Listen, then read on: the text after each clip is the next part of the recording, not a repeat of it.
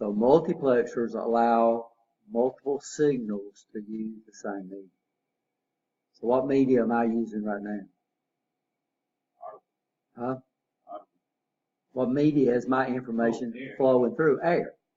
So right now I'm generating sound waves and it's flowing through the air to get to you. So that's the media I'm using right now. And we got multiple signals to share the same media. We have two types. We have baseband or time domain multiplexing, which works out great in here. So I don't know if y'all have ever been down to Denny Stadium, and if you was out on the 50-yard line and you're trying to hear your buddy up there on the road trying to talk to you, you wouldn't hear them because everybody's trying to use the same media at the same time, but there's no way in the world to separate them, right? You understand? But if your buddy was to give you a call on your cell phone and you picked it up and answered it, now you've demultiplexed it, right? You understand? And you can hear these people talking. So multiplexing is when we allow multiple devices to use the same media, share the same media or share a common media. Demultiplexing is the art of doing what? Taking that multiplex data and bringing it out so you can make sense of it. So time domain multiplexing, we have one device that's on the common media at any one time. And what we do is we switch between those devices. So time domain multiplexing, you only got one device on the media at a time, right? You understand? Frequency domain multiplexing means we modulate this garbage, we put it on a AC carrier, and we send it across the media. Technically, this is what's referred to as broadband. So modulation is the act of putting data on a carrier. That's an AC carrier, guys. It's sine waves. It's AC. We place that on the carrier. We modulate it, but eventually we're going to have to demodulate it. We combine those two things and we come up with a term called a modem. Have you ever heard of a modem? Don't you have a modem on you? So what does it do? Well, when you put your information in that modem, it modulates it. It places it on a carrier that's different than the carrier for every channel that you've got riding on that. And eventually when the person it's intended to go to receives it, what does the modem do? It demodulates it, right? You understand that? So what we do, that's why it's called frequency domain multiplexing, which means we can have multiple devices on the media at the same time, but your bandwidth is limited. Because if your media's got a bandwidth of 100 megahertz and you've got 10 people on that thing, on frequency domain multiplexing, you get 10 megahertz worth of you get 10 megahertz worth of bandwidth. But what they do is they encode the data. So, it says we're getting 200 megabits, but it's encoded. It placed a lot of information on one cycle of the carrier. Because the coax cable that we use for your cable channels, the bandwidth on that is 100 megahertz. But that's the carrier, right? It's not how many bits you can put on a single cycle. So they do something called quadrature amplitude modulation, which allows us to put a lot of bits on one cycle. So these digital multiplexers that we're using are time domain multiplexers. Ethernet is in Wi-Fi is baseband, which you don't hear much about that. But when you got access to the media, you get total access to the bandwidth of the media, right? You understand that, which is pretty neat.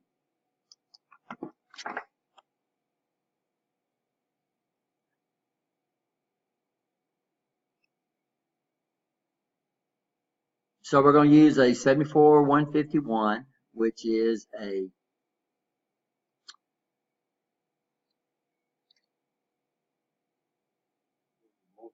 it's a multiplexer, which is an 8-to-1 multiplexer. So the only number of inputs data inputs we can bring into a 74151 would be 8. And then we've only got one output.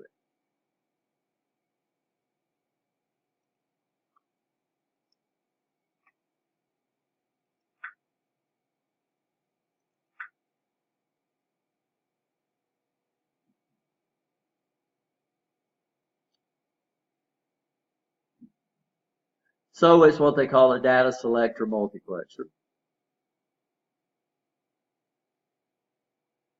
So here's a pin out of the 74151.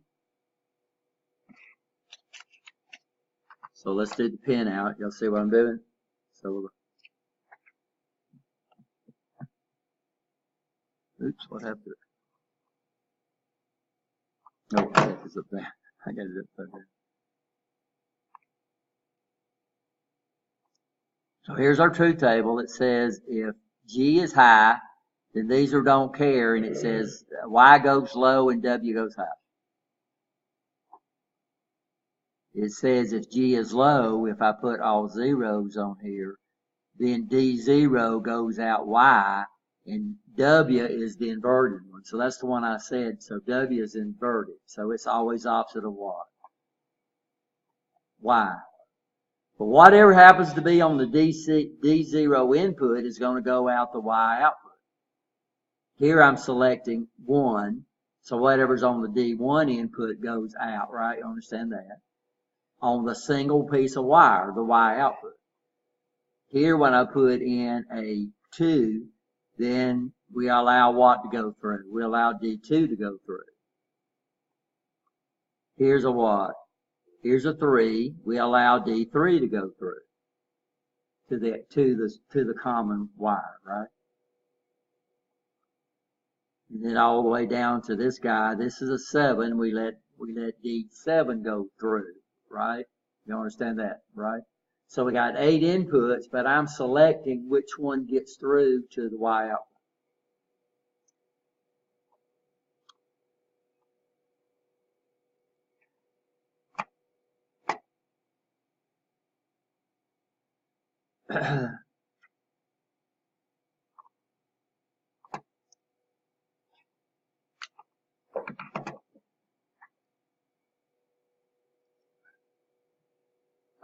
So here's the 74151.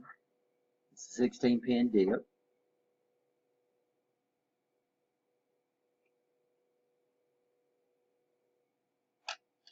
By the way, sometimes when you buy these things, when they're new, the pins are actually out like this.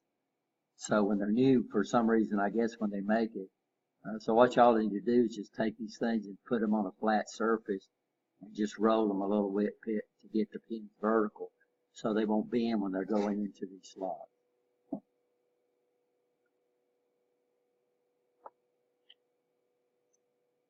Still need to do it a little more, guys.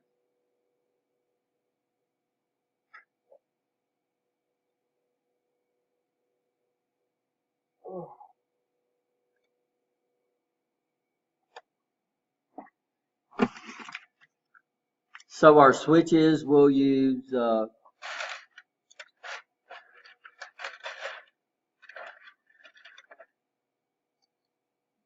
9, 10, 11, right? This is a 16-pin dip. So 0, we'll hook up to 9.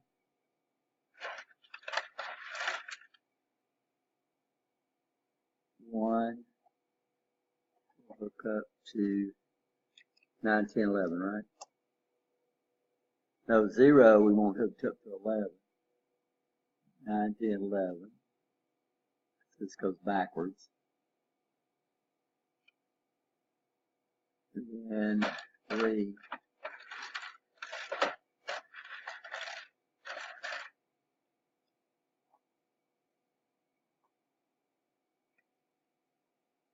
Okay.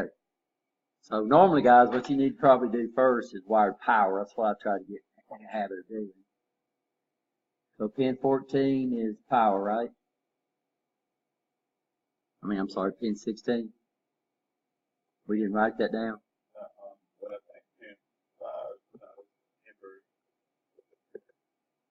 So let me bring back the data sheet.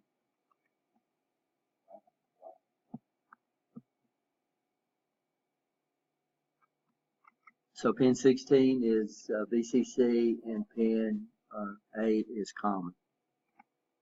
But like I said, guys, this is probably one of the most misused terms, incorrectly used terms in electronics, is ground. But you need to know the difference between a true ground and a common. What's a ground? A true ground. It's a rod driven into Mother Earth somewhere and you connect a wire to it. So if you go to your house and you go over to your meter box, you'll see there's a wire coming out of that and there's a dang post in the ground and that's your ground for your house. You go out to the telephone pole if you have a transformer close to your house and you'll see there's a wire running down the side of the telephone pole driven into earth ground. So that is ground.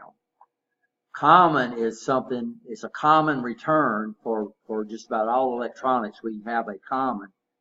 So my cell phone does not use a ground. Your car does not have a true ground, right? You understand? But just because people call it ground, don't correct them because you'd be correcting a lot of people. Like these guys, there's no data sheets that I'll get up to, that I'll go to where they don't call that common pin, they call it ground. It could be grounded, but it was. It don't have to be. Like your cell phone is not grounded. Your cell phone uses a what? A common. Your car does not use a ground. It uses a what? A common. There is no rod driven into the ground that's got a 15,000-mile cable on it where you can drive that thing around, right? You understand? So your car can build up a charge, right? Have you ever been shocked by your car? Static. Have you ever been static charged to? But yeah. So it can build up a what? Yeah. Got them closely slide across those. Yeah.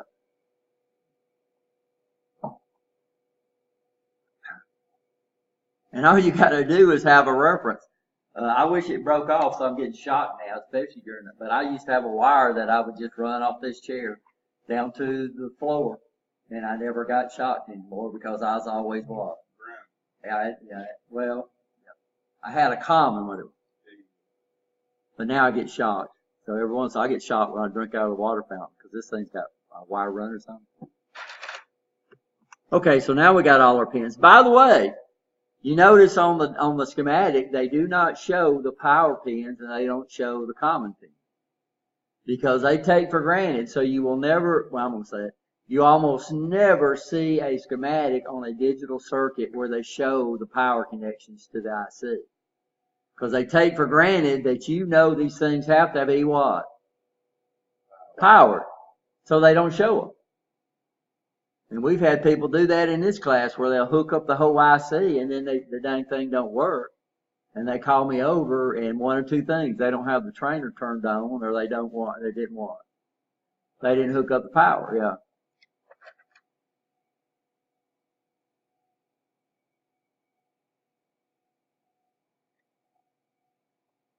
So we're going to share some pins. So we can use these two right here. Okay. Which gives us 1, 2, 3, 4, 5, 6, 7, 8. That's our 8 inputs. So we can hook up all the 8 inputs or something. So what's input 0? So we'll call this 0. Pin 4. 1, 2, 3, 4. What's input 1?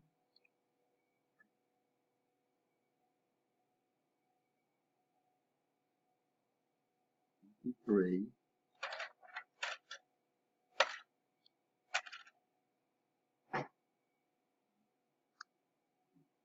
Two is 2. That's the only one that matches out, right?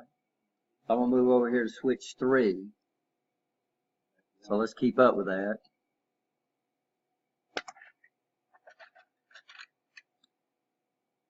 And then what input are we on? 3 is 1.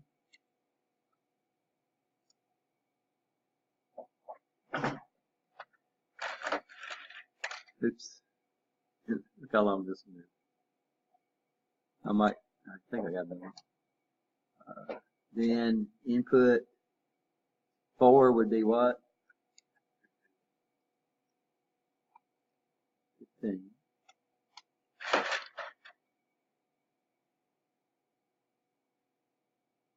Reach.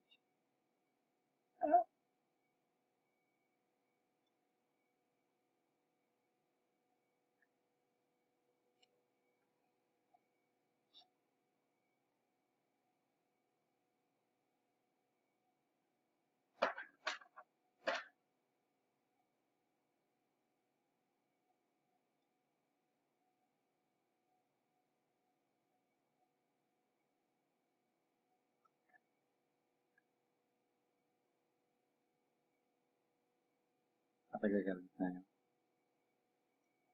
What's next?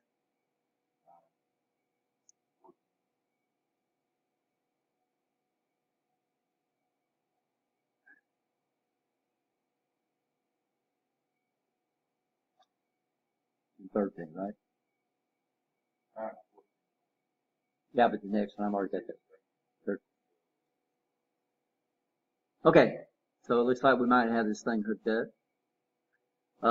We need to hook up our output, 5, so I need one more wire. What's the output? Pin 5. And where does it go to?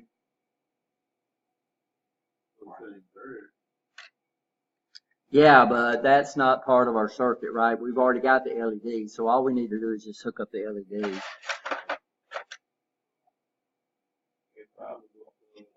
What of our LEDs? Yeah.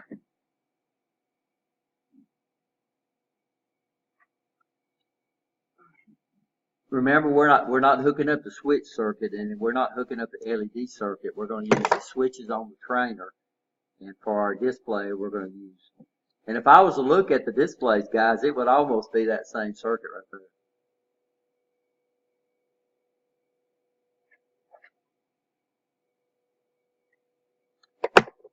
So I'm going to go from switch 5, 1, 2, 3, 4, 5.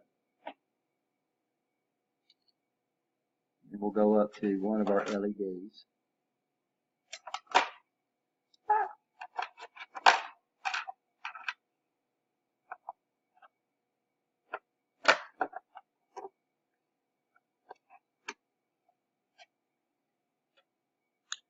So what hooks up to 5, 6, 6, 7? Nothing?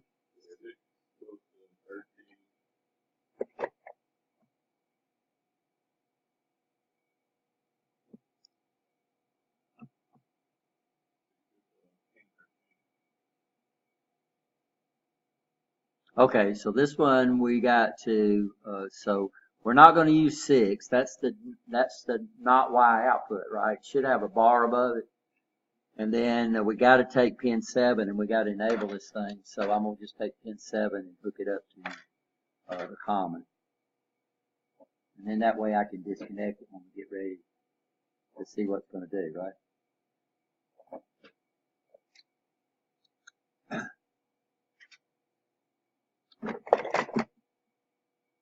Let's go ahead and hook up the W, even though it don't call it, so y'all can see that they're always opposite of each other.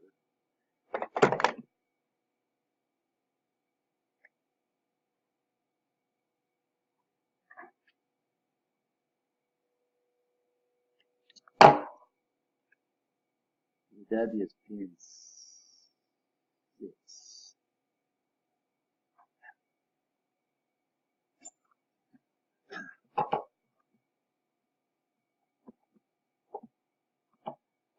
Okay, so we constructed the circuit, then it says also there is a choice of high or low outputs available. Apply a 2 Hertz waveform from a signal generator to one of the inputs. Ground the other 7 inputs. So what we're going to do is I'm going to use the switch. Okay. All right, so right now the Y is low and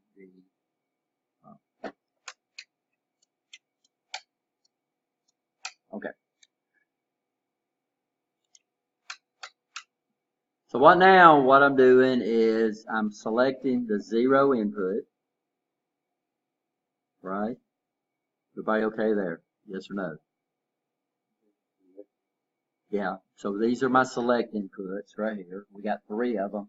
So I can put 8 different combinations. I can put 0, I can put 1, 2, 3, 4, 5, 6, and 7, right?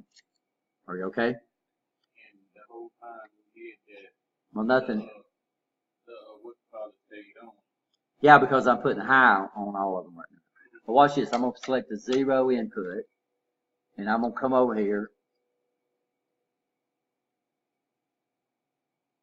And it's not working.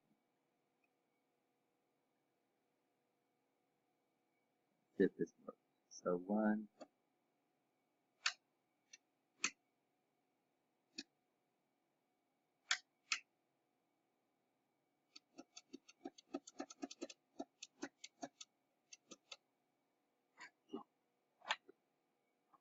Okay, guys, y'all take a break and let me figure out what's going on here.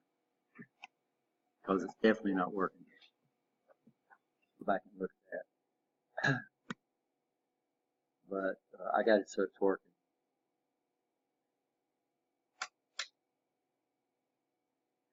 Okay, so what we're going to do is we're going to go through some of our inputs. So here's my select. I've got all of them low. So if I come over here and flip this switch, nothing happens. I switch this switch, nothing happens. This one, this one, this one. This is the one that's assigned to output 0. So which one am I letting through right now? So I'm letting, yeah, so this is 0. By the way, this is the way they're numbered. Here's 0, here's 1, here's 2, here's 3, here's 4, and here's 5. So I don't know what's going on, but I notice it is multiplex, and it's just that when we put the code in, it's not working quite right. And I checked these select inputs, and they're look like they're connected right.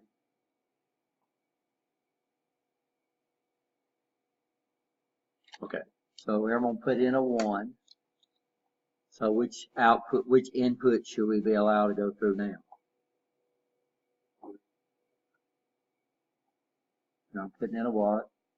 Oh, I know what you mean. Yeah, this is input 1. It's just hooked up to switch 3, right? Understand that. So here's 3, and I could have rewired it, but I just didn't have time. So here's input 1.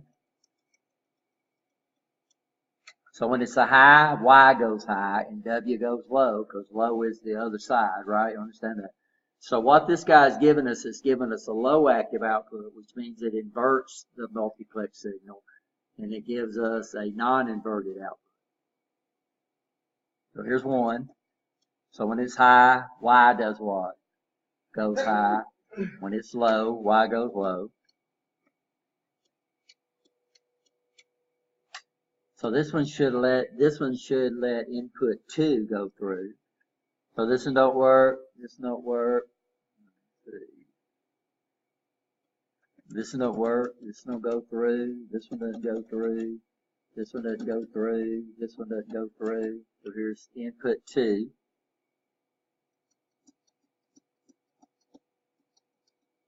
You'll see my 2 written on there. I should have swapped the wires around. That would have made more sense. But like I said, I didn't have time. So none of the other inputs go through, right? So I'm selecting input 2, and only 2 gets through to the what? To the output. Because here's a 3. So here's 6, right? Here's 4. Here's 1. Here's 5. Here's 2. Here's 6. And here's 3. So I've selected a 3. I've selected input 3, and this is the one going through to the output, right? Everybody understand that? Okay. So here's a 4. So here's input 3. Here's input 6. Here's input 2. Here's input 5. Here's input 1. And here's input 4.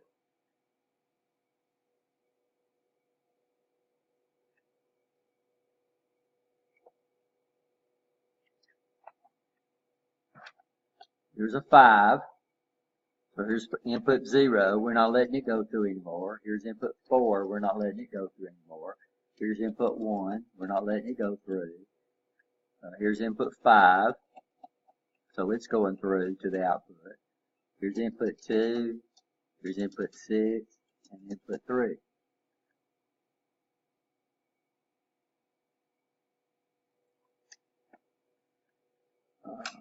So now I'm selecting a 6. So we're not going to go through all of them. So here's input 6.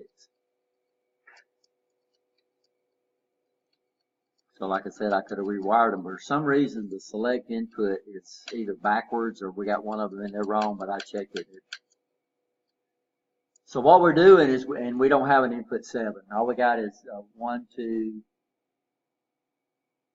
3, 4, 5, 6, 7. So 0 through 6 is all we got because we don't have another switch.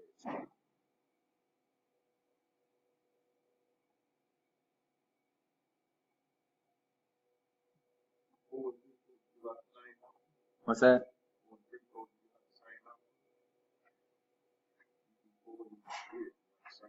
No, one of them's inverted. So this is the actual one that the lab shows. But what I wanted to show you, it's got an inverted output and it's got a uninverted output. So right now I've got so here's 0. So I can come over here all day long. Here's my select inputs right here. So I've got them low, so that means we're putting zeros on all our select inputs. So we're letting input 0 go through. All the other ones are blocked, right? So here's 4, right? Here's all my inputs. I'm flipping them and notice it don't go through. But when I come up here and bring in input 0, then we allow it to go through. What I was doing is I was just showing you that it's up to you which one you need. So this guy right here gives us this gives us a output. So notice right now, switch 0 is giving me a 1, and what am I getting out? I'm getting out a 1, right? You understand? Switch 0 goes to a 0, then the Y output goes to a 0. But Y and W are just opposites either. So what I'm doing is I'm selecting which input gets through to the output, and that's what a multiplexer is. So how many of these switches can I have on the output at any one time? Just one, right? You understand? And that's what time domain multiplexing is. Time domain basically tells you it's one at a time.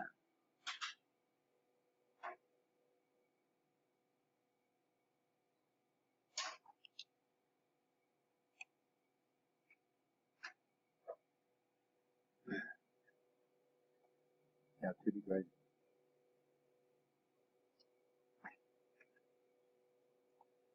So now what we can do is we can allow multiple things to use one wire. So what I'm doing, instead of sending 8 wires over there, I'm sending how many? 1. So this would be used, but what are we doing? We're saving media, right? You understand? We're saving copper. So just think about if everybody in this room, when they send these signals, if they had to do it, everybody got a different wire, right? You understand? You would end up with, well, it's kind of misleading. So the way we hook networks together. Anybody know what we call that, by the way? The way networks are hooked together. No, we had never gone there. But I was just wondering, maybe y'all might have heard this. So. Yeah, way we connect networks together. We have three main network connections. Originally what they did is they ran what we call it's called a topology.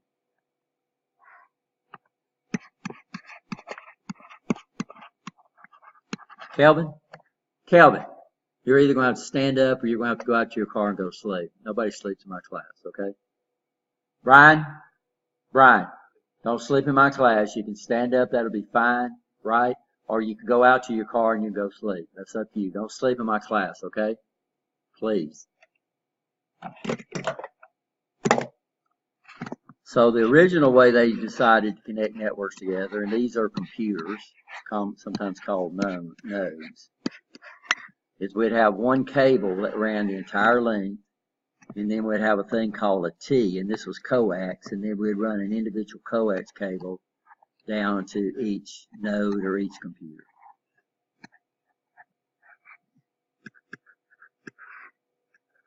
And then to keep what we call reflected power back in, we had to put a resistor on each side that we call a terminator. Kind of like Arnold Schwarzenegger. This is what we call a bus topology.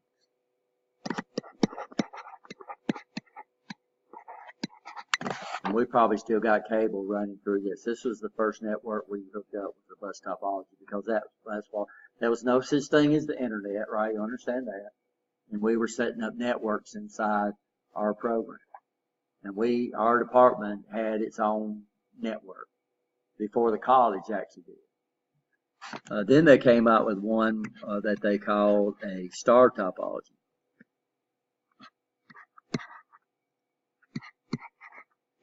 And this is what Ethernet is right here.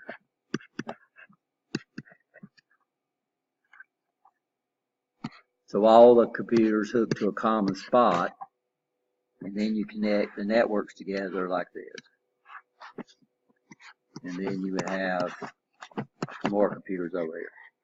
So that's why when you look up here, that's the switch up there. Now, it used to be what we call a hub, and now we use switches. So y'all see that box at the top? See all those wires going into it? So that's these guys right here. Oops, somebody knocked mine off. I got a cable running over there. So this is Ethernet right now. All right. So this guy right here does your multiplexing for you right here. So what it does, it lets these multiple computers ride on this cable right here, but it is time domain multiplexing. Wi-Fi is time domain multiplexing. And then they came out with what they call the ring topology, where every computer or every network card is a transmitter and a receiver. Then you connect a computer like this in a loop. So you have two connections on your network card where you could bring in the downstream computer and hook it up, and then you'd send it over. This is Fieldbus. We still use this a lot. Profibus, which we have using what we have on the Amatro line, uses this. So when we start hooking these networks together, it takes a lot of cabling, right? You understand? It uses time domain multiplexing. So just think about every computer on the internet being hooked up in a bus topology. Or I'm sorry, bus we see it now. Mostly it's done in networking programmable controllers together. And they don't have the OT anymore. What they do is they call it a daisy chained bus. So what they do is they have a connector, and then the connector has a connector that plugs into it. So instead of having this T, so we used to have to cut the cable, put a connector on the end, and put a T in there for these, we call these down drops. So now what you do is you bring the cable into this, and then you got a connector on the back and then it would go down to the next. But the problem is that these guys here are not. So star topology is a little better, because on this one, when I broadcast information, everybody received it. What the switch does, if this computer wants to talk to that computer, then these two computers connect through the switch. So we created a lot less network and the speed went up. But look at all the wire, look at all the cables up on that sucker up there. Just to wire up this lab right here. Okay. So what did we do to get by with that? Well, we started transmitting information through the air. And we call that what? Wi-Fi. Now what advantage does having hardwired have over Wi-Fi? Speed. You know, so if you really want a high-speed network, it's going to be hardwired, right? Wi-Fi is relatively slow. But it's convenient because we don't have to do what? We don't have to run cables. So you see these boxes over here on the wall. Okay, down here at the bottom. So that would be 4 computers. I have to run a wall. Cable. That'll be the one in the bottom left. Or is that the yeah, this is bottom right. This is what we would star. We run what we call a star topology. Ethernet is a star topology. Technically, Wi-Fi is a star topology.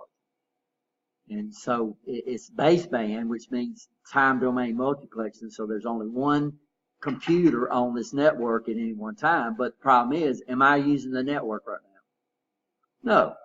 Only time I use the network is when I check my email or I download these files or I get on Blackboard, right? You understand? But once that page is downloaded to your site, then that page is on your computer. So you're not using the stuff all the time, right? You understand that? But when I get on the Ethernet, when I get on the internet, odds are somebody's on the sucker what? All the time, right? You understand? So this is where broadband comes into play. But what you're doing is you're sharing it with other people.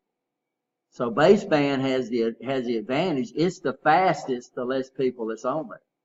Broadband, you get the same speed whether you're the only one on there or you. In fact, it actually slows down the more people that get on there, because what happens is they run out of their watt bandwidth, and then they got to hold you off until somebody gets off of it. So which is better? Well, for local networks like we have, baseband is better, right? You understand that? Because there's odds are there's not somebody trying to access this switch at the same time in this class. So we got that one switch up there, right? You understand? Or Wi-Fi. How many of y'all are actually using the Wi-Fi right now? You're connected to it? No, but you're not what? You're not using it. So right now, nobody in here is using Wi-Fi. You're connected to the access point up there, but you're not transferring data, right? You understand that? And that's what the advantage of having baseband over what? So if I was to get on it now, and it's a gigabit network, I would get a gigabit worth of bandwidth. If it was broadband, they would take that gigabyte and divide it between 10 people, right? You understand? And if the 11th person tried to get on it while there was 10 people on it, they would have to wait their turn. So even with broadband, right? You understand? Even with broadband, when you get on high traffic hours, then what happens? It slows down, yeah. So this is why most gamers play what? 2 or 3 o'clock in the morning. Those online gamers, they play in the morning because why? There's not that many people in there sharing that baseband. I mean that broadband. Huh? Fiber optics keeps everything in digital. It's not truly modulated, but it's usually, it can be. But it's actually ones and zeros, because you can vary the intensity of the light. Well, you could, but they either turn it what? On or off. But usually we run what we call twinplex, which means we have 2 wires, one for transmit and receive, for full duplex communication. But it's usually baseband too. But when we hit fiber, we're up into extremely high speeds, right? You understand? And plus, we don't have to worry about fiber. We don't have to worry about electromagnetic interference, which we have on our. And we don't have to worry about, if you had AC, we don't have to worry about inductance, and we don't have to worry about capacitance. Anytime we have AC on a signal, we have to worry about inductance and capacitance. There's no such thing in fiber. The only thing you got to do is, if you go great distances, you gotta use only one color, because colors, different color lights transmits at different speeds, right? You understand? So we have what we call multi-mode cable. This does not use a defined light, so it's limited in distance. And we have what we call single mode cable, which is designed around one color. So single mode usually requires lasers. So multiplexing. Sometimes we would like to not use it, because the less we multiplex, the faster things are, right? You understand? But what happens is we get to a point where it would be too expensive not to multiplex, or the technology is just not there. Like sharing the air, we've only got one air, and like we said, how many signals is riding on this air right now? A lot. All your broadcast radio stations, people that's got CB radios, all the cell phones, everybody now's got a what? a cell phone, right?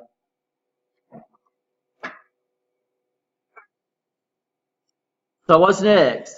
So we've got our multiplexer. So eventually, if we're going to multiplex it, we're going to have to do what?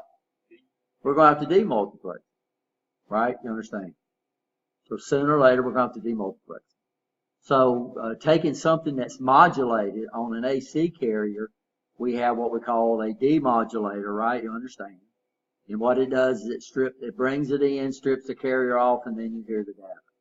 And that's what a modem is, right? So what does modem mean? Modulator, demodulator. So anytime you put information on that cable, you're modulating on an AC signal. That's different than what? All your channels. So every channel's got their own carrier. So that's what your modem tunes into. It tunes into a carrier at a certain frequency, right? So you can look up the channels. We give them channel numbers. On your car, though, on your car radio, you actually see the frequency. So if you ever look at 93.7, it says megahertz out there. So it's 93.7 megahertz. That's the carrier. And then what we do is we tune our radio to only let 93.7 megahertz come through. And then the next channel, 101, can't do what?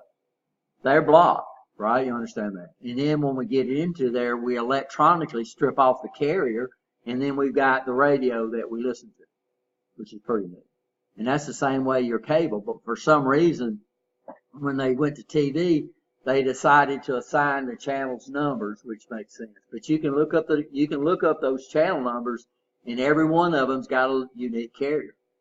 So everybody that uses channel 1002 has a carrier, right? You understand?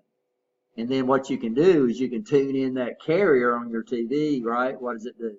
And then what does it do? It blocks everybody what? Blocks everybody else. Well, actually not on your TV anymore.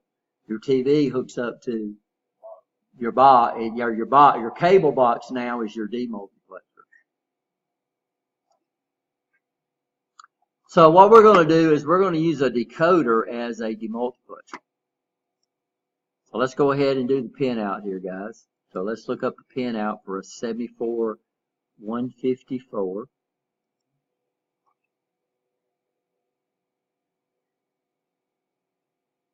One of these days I'm going to put these things all in the same slot. Here we go.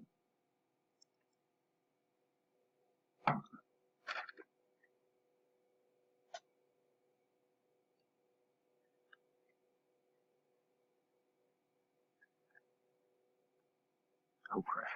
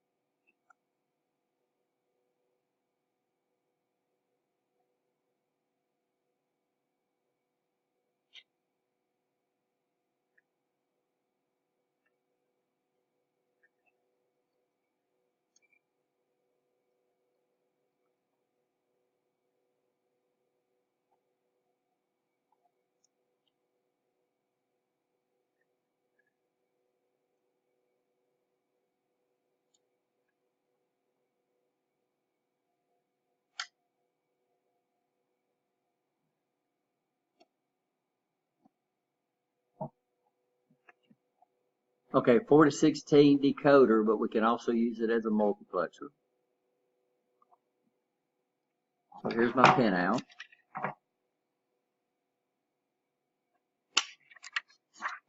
So this is on page what? 103. So my power is pin, so this is a 24 pin dip. So VCC goes to pin 24, and then my comma goes to pin 12, right? What's that? VCC. What's that? On the actual page 103. E1 is VCC. No, well, E1 is common. So what we're doing, these are two select inputs. Let me bring up the lab real quick, if it lets me do it.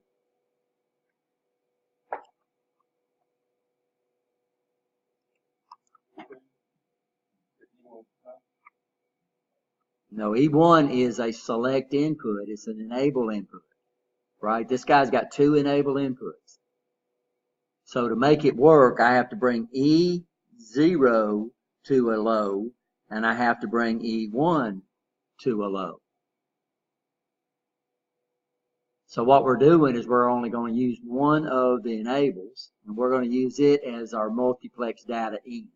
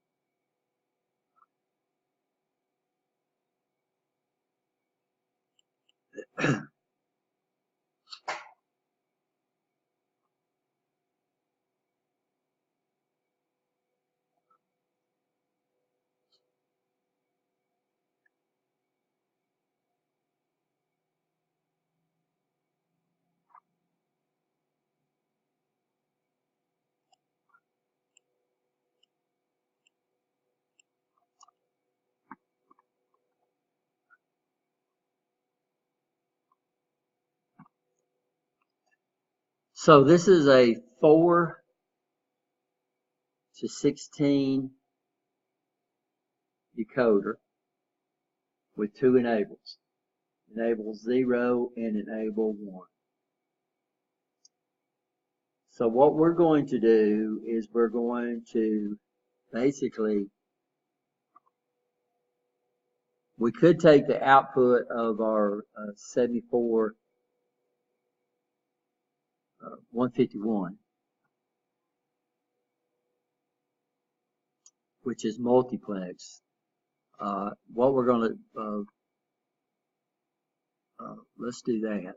So what I'm going to do is I'm going to take the Y output of my 74 151, and I'm going to bring it into these guys. And then what we're going to do is we're going to see that I'm going to bring in one of these switches up here. And then, no, that's not going to work. G1 and G2. Okay. So what we're going to do here, they're calling it G0, which will be G1. So which one's that going to be? That's going to be 18. Okay, y'all writing down the pin out? You writing down the pin out, Kevin? You writing down the pin out? And then then we're going to use G1. This is 19. This is the one we're going to connect to common, right? Yeah. And then here's our select inputs right here. A, B, C. A would be the least significant bit. B, C, D. So D would be the most significant bit. So here they're calling it A0. So what is A? This is going to be 23. Then A1 is going to be B. It's going to be 22. A2 is going to be C. That's going to be 21. And A3 is going to be D, which is going to be 20.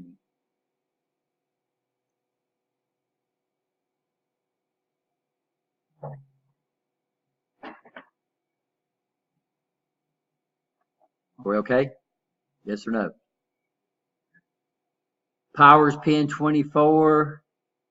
Common is pin 12, right? Everybody okay? Okay, so with that being said, on here, what will we do with the actual power and that common? I'm just writing it a little note on top. Don't understand. Yes or no?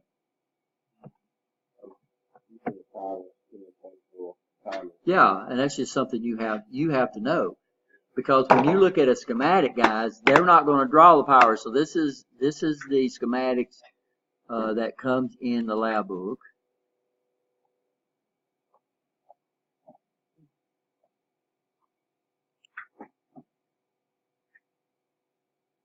I know it's in here somewhere, but I need to put it somewhere.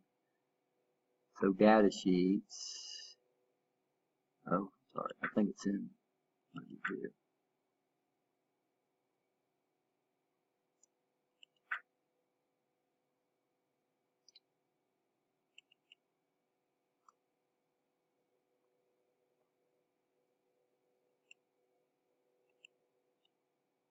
So what don't you see on any of these things?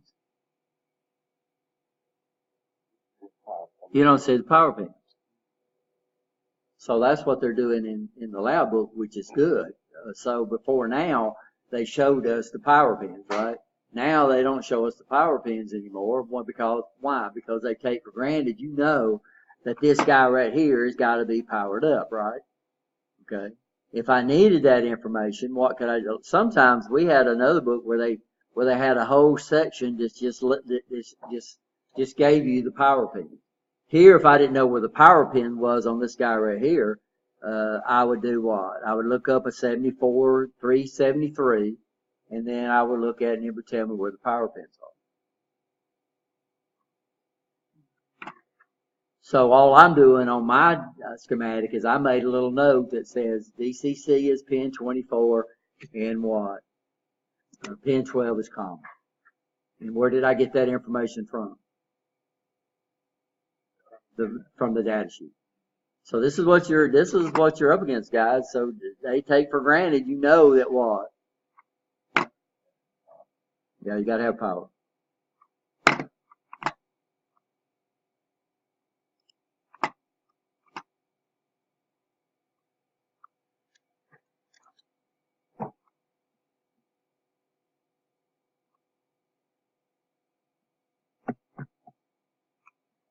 So wire this thing up. So we'll pull out all the wires from our last slab.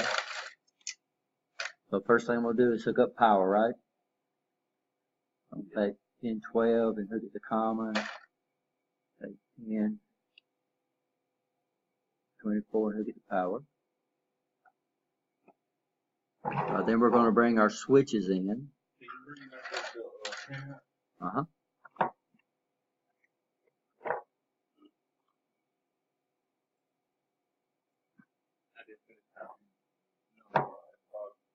Oh yeah, we didn't do 0. So where's 0 at? 0 would be 1. Then 1 would be 2. This is new.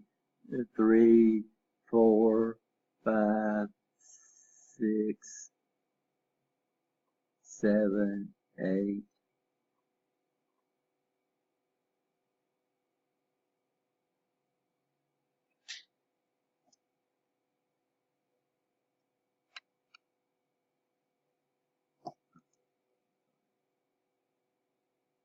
So 7 would be 8. 8 would be 9, right?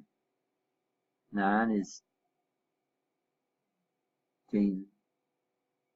10 is 11. Then we roll around the other side. Then 11, then it goes up. So pin 11 would be 13. 12 would be 14. 13 would be 15. 14 would be 18. Right.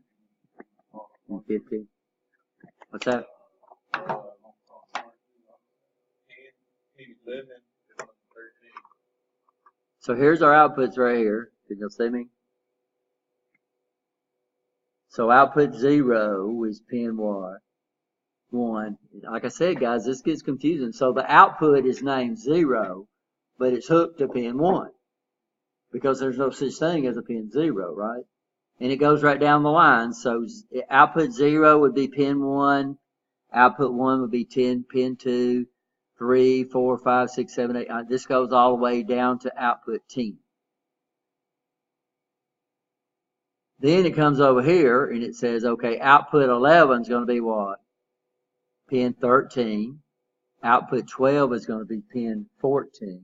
Output 13 is going to be pin 15. Output 14 is pin 16.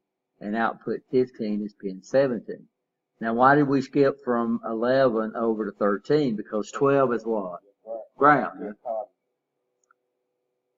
Okay, so E on the left, E up here would be G, right. So E0. Yeah, so E0 would be G1, right? And then E, what they're calling E1 would be pin, or would be RG2, which would be pin 19. Right? Are we okay? I got it. That's what I was. Are we okay? What's that? No, yeah. Pin 11 is output 10. So here's the output number right here. So on this side, it's pretty straightforward. Your output, your actual output is 1 less than the pin number. Now we lost this feature over here because of what? Because of 12. So that means output 11 is pin 13. Output 12 is pin 14. Output 13 is pin 15. I'm sorry, yeah, pin 15. Output 14 is 16, and output 15 is 7. Everybody okay? Okay.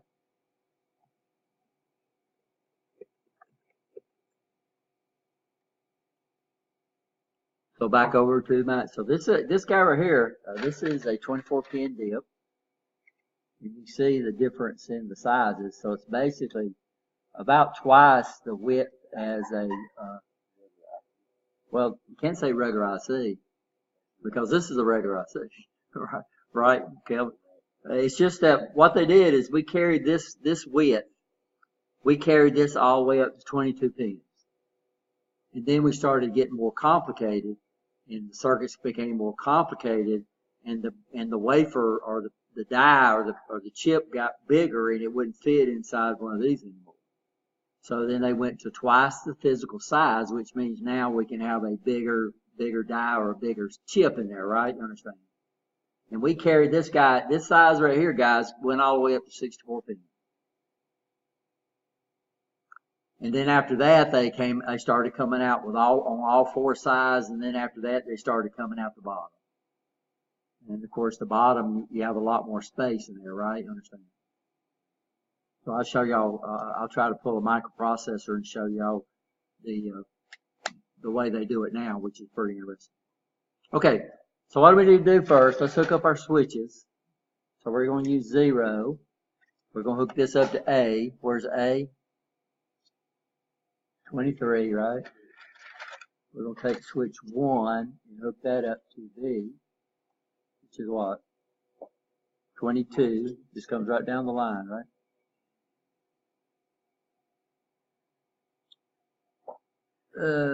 What I need to do is move my chip over 1. So then I'm going to take switch 2. It just goes to the next one down, right? I'm going to take,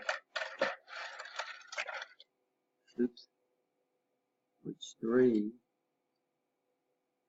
and hook it up to the next one down. Then I'm going to take my E1, which is G2, I'm sorry, which is pin 19.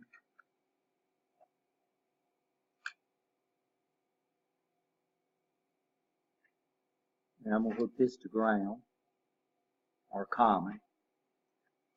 Then I'm going to take my E, and we're going to put a clock in on this. In fact, I need to probably swap one of these real long ones out so I can get over to my clock.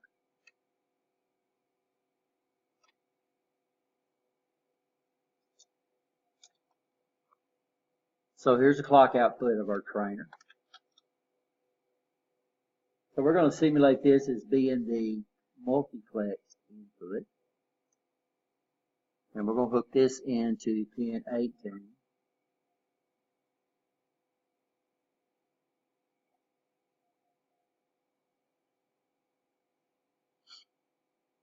And then we're just going to take a wire and we're going to go down through here and figure out which one's which. Are we okay? So what happens is we're bringing a multiplex input into our E0 pin.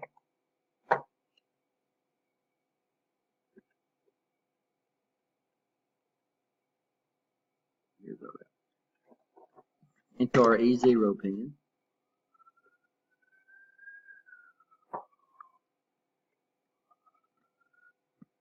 If this don't zoom in on me, guys, I still haven't figured that out.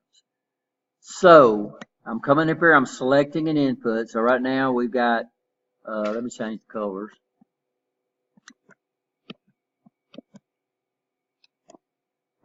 So right now we've got a 1, 0, 1, 0 selected. And this, if I convert that to decimal, what would that be? Notice A0 is on the left, and A0 is this guy right here. This is 0, this is 1, C, D, which is the preferred way to say it. So here's A on our data sheet, B, C, D. So they're backwards, right? Don't understand that. I need to look and see how to zoom out.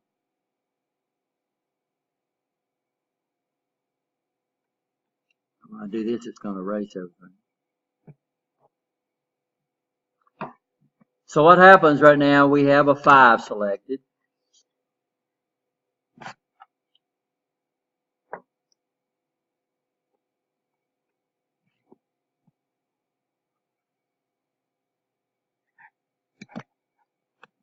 So what happens is every time this thing hit here, if we look at the data sheet,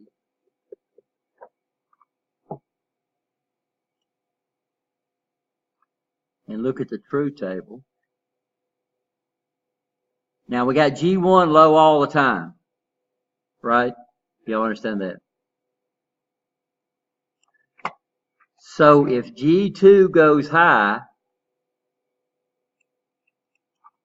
what happens to all the outputs? No, the outputs. Yeah, all the outputs go high.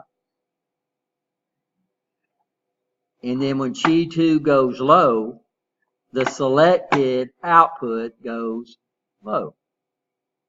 So right now I'm putting a 5 on here. So a 5, here would be a 5. So when G2 goes low, the selected output goes low, so output 5 would go low. When G goes high, 5 goes high. So if G goes low, the output goes low. If G goes high, the selected output goes low. If G goes high, the selected output goes high. You understand that? So what we're doing is we're translating this or coming over here saying, well, my select inputs. So this would come over from our multiplexer. So this would be a multiplexer. So if I brought this over from our 74151, then when I selected an input to let go on there, this guy would tell which input to demultiplex. So what we're saying is that I would take 3 wires to bring my select inputs over.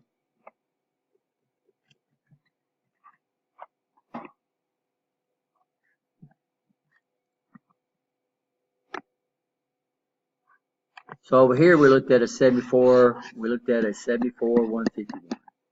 And what we did is we brought in 8 inputs. we had 3 select inputs, and then we had the Y output. Right? You understand? And what I would do is whatever binary combination over here I put, it would let this output go, it would let these outputs go too. Everybody follow this so far? But what we'd be doing here is we'd bring this over, and this would be my 74, 154. And what I would do is I would bring these 3 inputs over, so this would be my select, and I would bring these 3 inputs over here, like this.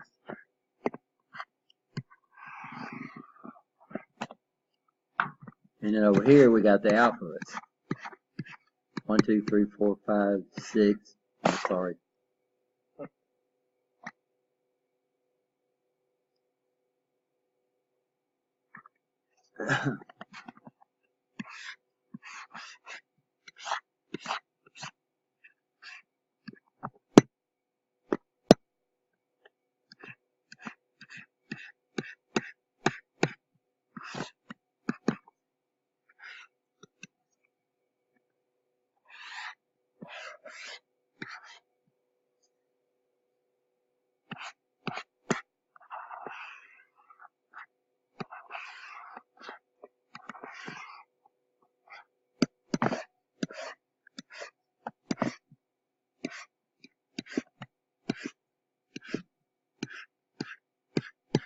Now we're only looking at 0, 1, 2, 3, 4, 5, 6, 7.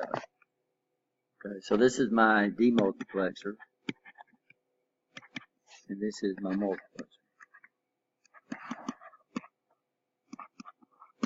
And over here 0, 1, 2, 3, 4, 5, 6, 7. Well, let's say I wanted to select input 2. Let's say input 2's got something on it that looks like this. Well, what I would do, this is A, B, C. So I'd come over here and put a 2 on here. But also I'm coming over here and putting a what? Putting a 2 over here. So this will let input 2 go through. It goes like this. But this right here is coming into that E, that low active E right there, right? You understand? Okay, so when this right here goes low, it selects output 2. So output 2 is selected. Every time this goes low, output 2 would go low. Every time this goes high, it's disabled, and output 2 would go high. So what would happen now is whatever's on input 2 over here goes out of output 2 over here. Now what I'm doing, it takes 4 wires to multiplex 8 signals. So how many wires did I save? 4. So I still had to send it over, right? You understand? I still had to send it over. We got to have some way to demultiplex it. Ethernet does it a little different. It does it with a header that's got the address in it. And when your computer, everybody sees all the signals, but only your computer's got a certain IP address, right? You understand? And that IP information is in the header. So what we're doing is we're sacrificing bits to say, okay, this is where you demultiplex over here.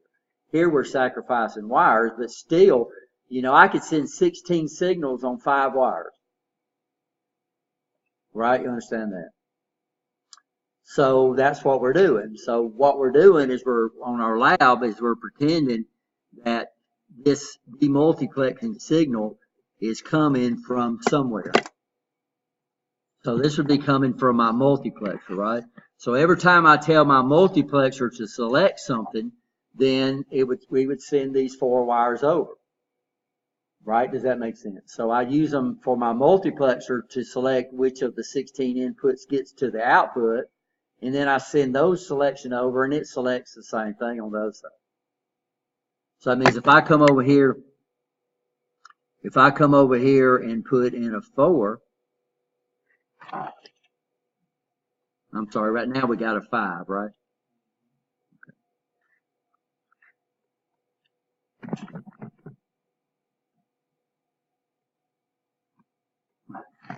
So right now we got a 5 over here. Y'all understand that because this is the least significant bit. So we'll just transpose that for you. Because this is A0, that's the least significant. So this is A, B, C, D. Okay, so what happens is when my input goes low, output 5 would be selected, so the output would go low. When my input goes high, the thing is deselected and all the outputs go high, so output 5 would go high. So what's going to happen is output 5 is going to follow the input. So what we're going to do here, guys, is we're just going to use one LED, and I'm going to come up here and put a number over here, and then that number, whatever binary number I put over here, that output should follow the input. Right? That makes sense? So what we're going to do is we're going to use a 1 hertz clock that's blinking really, really fast, slow. And then what I'm going to do is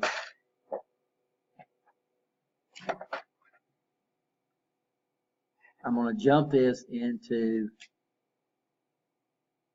so I'm going to take my clock output and I have that going into pin 13, 14, 15, 16, 17, 18, 19, 20. Is that right?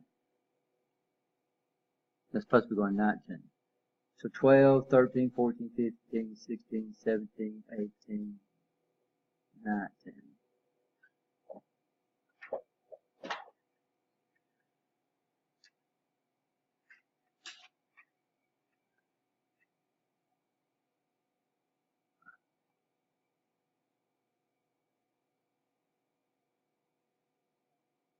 So my clock input should be coming in on 18, right? 13, 14. So I'm going to hook this up to one of our LEDs. So this is going to be the input. I'm going to hook this up to 7. And then what we'll do is we'll just take this wire and figure out which output it's coming out of. All right?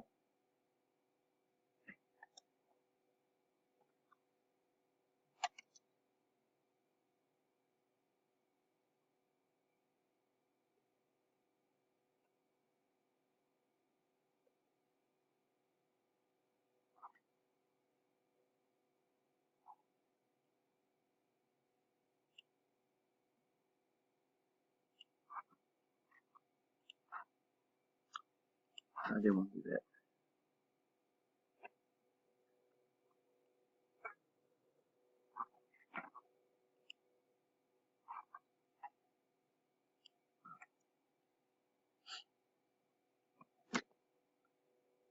So you can see my input is doing what?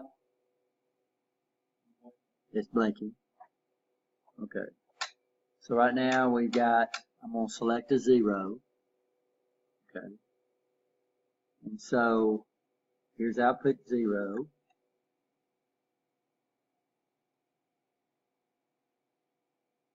And 0 pin 1.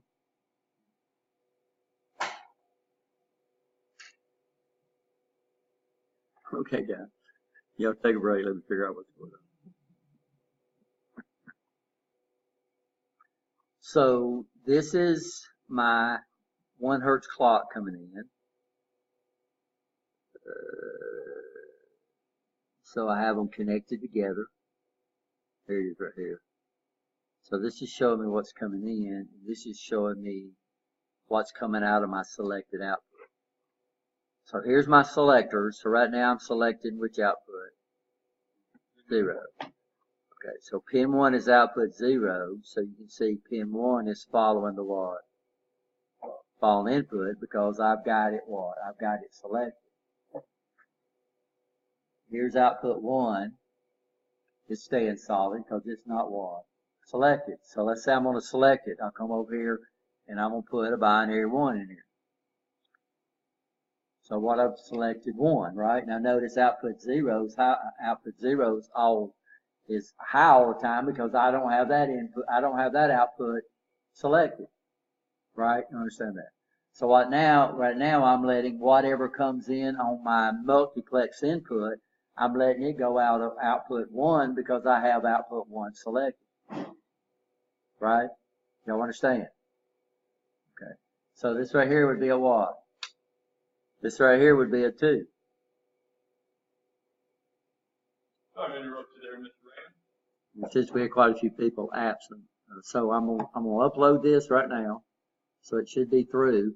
If it's not on Blackboard, it will be on YouTube, right? You understand that? So what do you need to find them? Go to YouTube in the search box to type in Rich Raymond.